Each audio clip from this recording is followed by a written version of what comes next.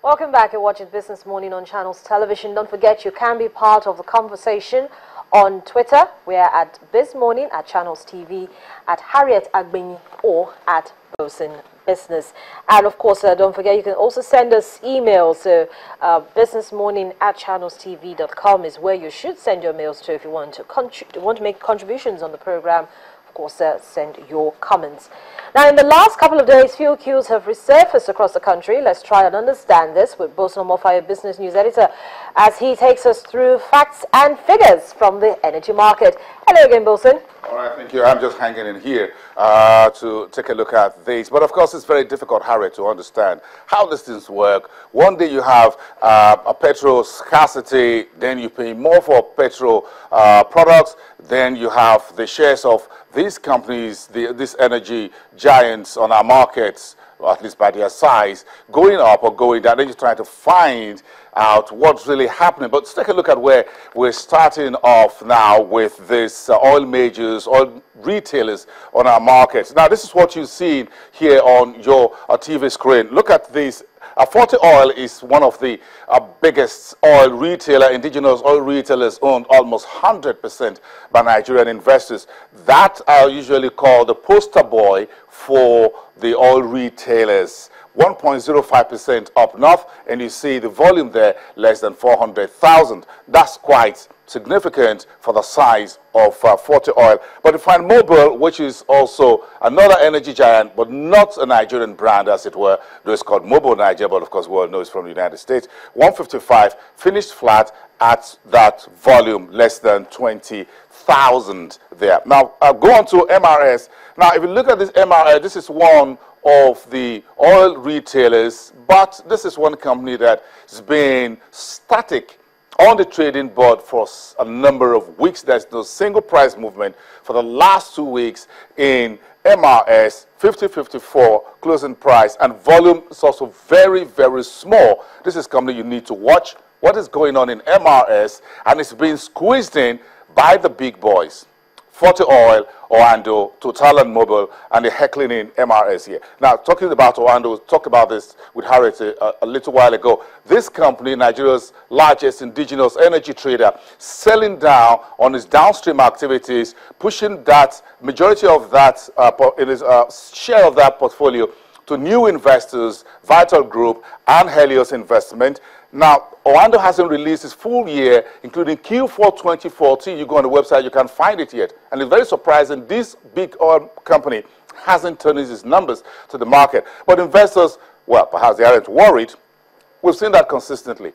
Millions of shares of Oando being traded on our market on a daily basis. Yesterday, that's up by 0.64% at 15.70. Oando is selling down the downstream sector, selling majority of the petrol stations to new investors, and getting into the upstream sector where crude oil production is. That's where the meat is for the crude oil business. Okay, we'll move on to Total. Total is also very flat.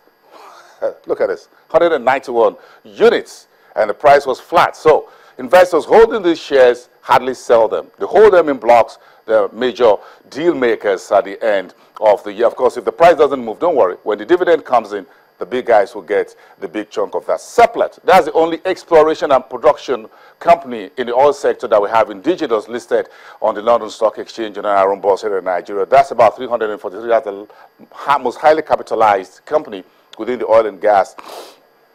About 0.86% to the north on Thursday, and for less than 200,000 units. Now look at the last on our coverage.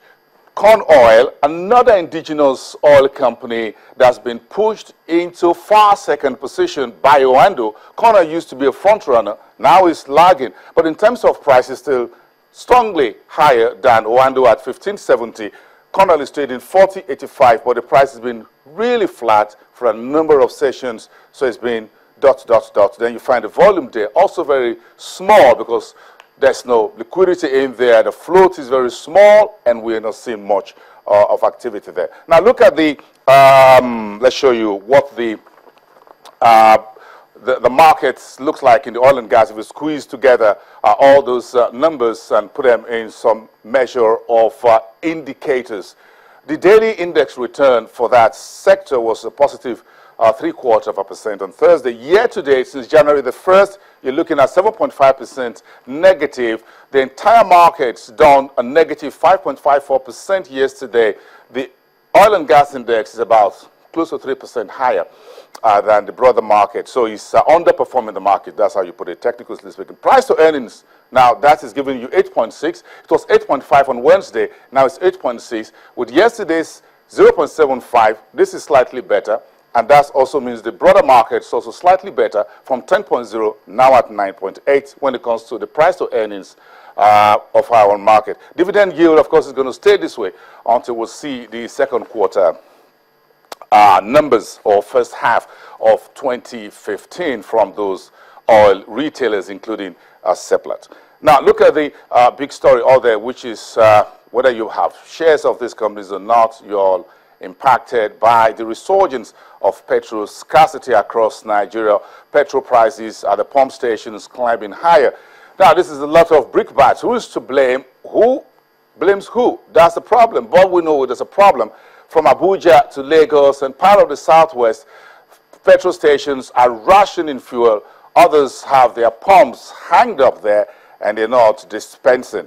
That is the problem. Now, the NNPC has been blamed, that's the national oil company, has been blamed for these current scarcity, but the oil company has retorted and say, or replied, to put it more simply, says they have enough stock to last for 23 days at 40 million liters per day. We consume 40 million liters per day through generators and vehicles on the road and things like that. So the NNPC says there's enough stock at all the depot and the jetties for the next 23 days.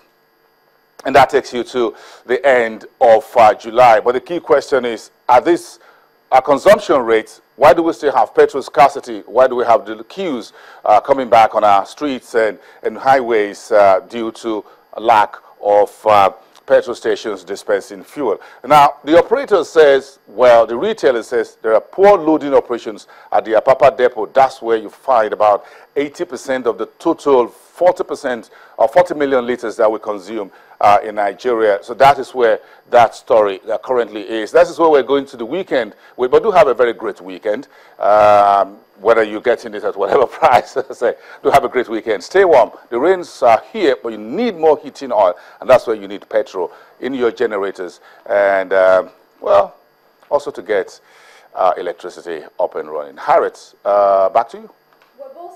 The thing is, in spite of the fact that we need petrol to power generators and run our homes and run our businesses, we also need to run around because, believe it or not, a lot of people get a lot of things done over the weekend rather than during the week. Yeah, we run around a lot in Nigeria. No, we run around a lot in Nigeria. We have a culture of running around. And we go to parties, and Friday, thank God it's Friday. If you look at the Lagos-Ibadan Expressway, folks are already moving out. They're going for weddings, they're going for housewarming ceremonies. We have one or two individuals doing one or two different. So we always run around. There are also a lot of vehicles on the road. We work, majority of Nigerians work almost the same hours, so we were always on the road at the same time doing shopping and going to do laundry and things like that, visit our loved ones.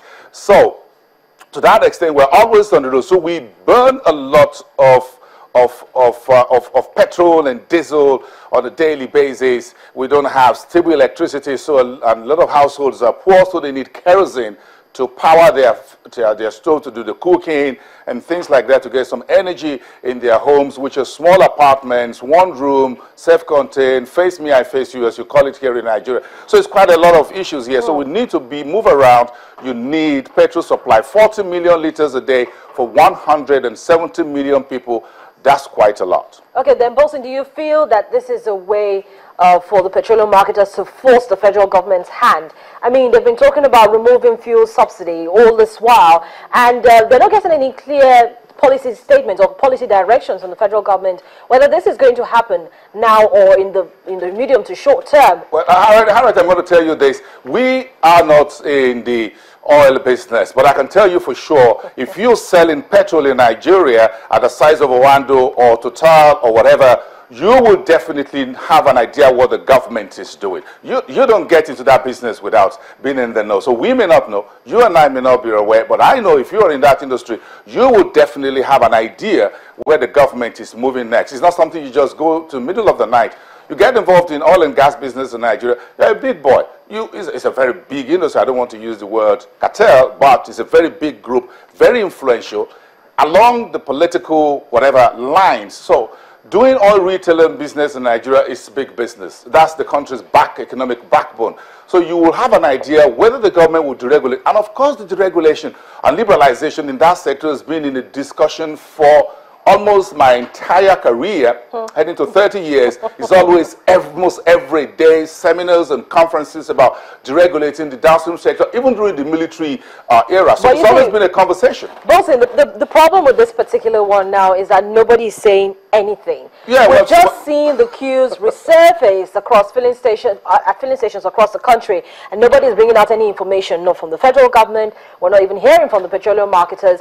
Everybody is just guessing why we have the queues back at the station. It's a guess game, and the consumers are the one who's left hanging. And I check all the newspapers this morning trying to find out, and I tried to read through a lot of these stories, and I couldn't really piece it together. Who do we hold his hands and say, look, you are the one where, as the subsidies been removed, is the outstanding 250 billion naira been paid? We're not sure. NNPC blames says we have enough supply. The operator says no, the depots aren't loading. The trucks are out of Lagos roads, as it were. There's no congestion much down there in Apapa. However, they're not loading things. So where do we go from here? Now, where do we go from here is that we all go home, Harriet, I think, after the show. Try and make up our life as much as we can. Whatever liters, I got an empty jerry can in the boot of my automobile. And you're not the only Nigerian person. And we just move around. We become petrol stations ourselves, because almost all of us do have a jerry can in the boots of the car. Try to get a few liters in, put it in the generator when you get back home, and our life just continues. Until someone, as you said, says something. Well, Bolson, that's not a very fun way to start the weekend. Yeah, well, wrap it up. Very good Let's all be happy. Now you tell me to walk around with a jerry can in the back of my car. I mean, that's not very safe. It's quite a very dangerous business where the FRC is trying to curb the petrol tankers. But we all become fuel movers. We become petrol tankers ourselves. You have a bit in your tank, and you have some in the boot of your car. We're telling guys out there, don't store petrol at home. If you can get a few liters. This is safety advice. I'm not too sure if I'm so competent in safety but don't store jerry cans of petrol at home. Just put them in the generator. That's a lot safer, and keep the empty jerry cans in your car. And one advice, Harriet and I always do this. Now, depending on where you live, don't buy petrol in the morning on your way to work and store it in a jerry can in the boot of your car. If an accident happens anytime, straight from the back, that will cause an explosion. And I learned that quite a long time ago. So what I do is I buy fuel into my jerry can when I'm just about 2 minutes away from home, the last petrol station before I get home. Safety advice. Perhaps it could be useful this weekend to anyone listening. Oh, thank you so much, Bolson. Thank you for that safety tip for the weekend. Don't go into panic buying. That's what the NNPC has told all of Nigerians. There's enough supply. And just until we get any word as to why the queues had resurfaced at the filling station, please buy just what you need and try as much as possible to enjoy your weekend. And that goes for you too, Bolson. Well, coming up after the break, we revisit the Central Bank of Nigeria's latest move to save the naira and protect the nation's foreign exchange reserves.